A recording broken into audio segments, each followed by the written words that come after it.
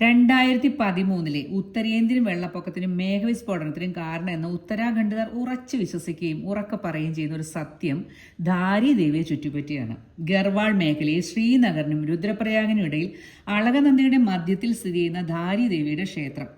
വിഗ്രഹത്തിന്റെ മുകൾ പകുതി ഇവിടെയാണെങ്കിൽ താഴത്തെ പകുതി രുദ്രപ്രയാഗ് ജില്ലയിൽ തന്നെയുള്ള കാളിമഠ് ക്ഷേത്രത്തിലാണ്. അവിടെ ദേവിക്ക് കാളിയുടെ സങ്കല്പം.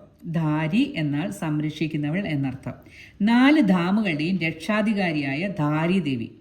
2013 ജൂൺ 16 ദേവിയുടെ യഥാർത്ഥ ക്ഷേത്രം നീക്കി അളകനന്ദ നദിയിൽ നിന്ന് ഏകദേശം 611 മീറ്റർ ഉയരത്തിൽ കോൺക്രീറ്റ് പ്ലാറ്റ്ഫോമിലേക്ക് ദേവി അങ്ങ് മാറ്റിയത് AHPCL ഹൈഡ്രോ ഇലക്ട്രിക് അണക്കെട്ട് നിർമ്മിക്കാൻ വേണ്ടി.